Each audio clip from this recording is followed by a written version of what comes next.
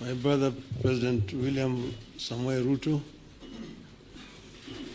all distinguished ladies and gentlemen who are here this morning. We have come here today for a very solemn occasion. And I'm happy that this function has been arranged to take place here at KICC. As my colleague Stephen Kalonzo Musyoka said, we are at a crossroads as a country. And times like this requires leadership, the country to move forward. What we are doing today is a culmination of a process that began sometime last year when President Olusegun Obasanjo came to mediate and the conflict that was raging on at that time.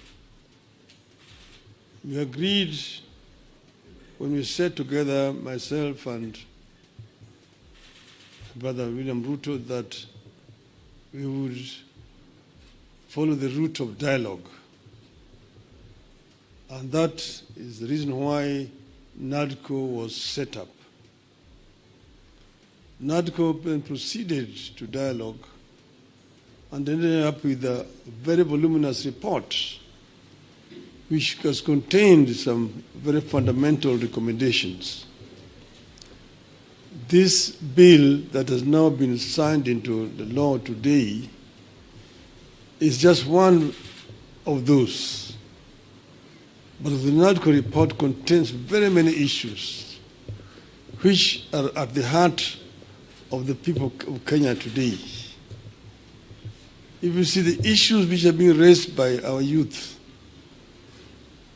most of them are actually contained in the NADCO report. But if this NADCO report is implemented fully, you'll be able to address all those issues which these young people are raising. We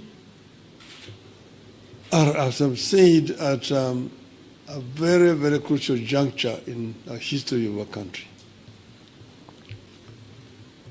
Our country has moved forward. There have been highs and lows in our history of 61 years. We need to move forward.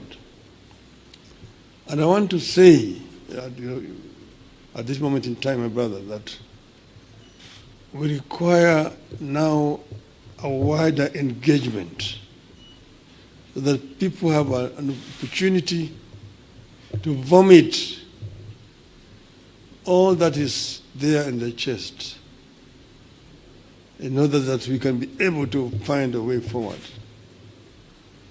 I therefore want to support the proposal of my brother Stephen Kalonzo Musyoka that we have this conversation. It may not take more than 2 weeks, but it brings all the stakeholders together. Today, our society is fairly stratified. Nearly 70% of our population is below the age of 35, the youth. If you say that between 35 and 18 constitute about 40%, we need that 40% to be present when this dialogue is taking place. And then the rest can fill the rest. And then we just talk about the Kenya we want. The Kenya we want convention. Out of that will come out recommendations that will help us to resolve this issue once and for all. That will be my proposal, Your Excellency. I think that Kenya deserves better. The issues of employment, the issues of discrimination, the issues of corruption, issues of gender and so on are issues that need to be addressed in a wider forum. I think that it is possible to do. It is possible if there is a will to do it. And then here again, the IBC is a very important institution. It's not the first time we have had issues with IBC. If we find a solution to this issue of IBC, it will be on the way to resolving very many issues in our country. You remember in the last elections, the whole world was stunned when we saw an electoral commission that was completely divided. Some saying one thing, others saying one thing. You may be happy that, the other group ruled in my favor. But what example are we showing the world as a country? That in the process of very important exercise, the commission is divided. Nobody knows whom to believe up to today. It is a shame on us.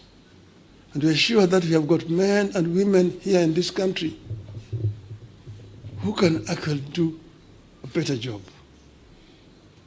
And that will help to unify this country. Last year, we lost 75 precious lives. This year we lost another over 40 lives. To say nothing about those who have been wounded, who have been hurt. We must prevent this from happening in our country. We should not allow this to continue happening cyclically. Let us find a lasting solution to this problem. We are ready to engage so that we find a solution to this problem. As Azimio of Kenya.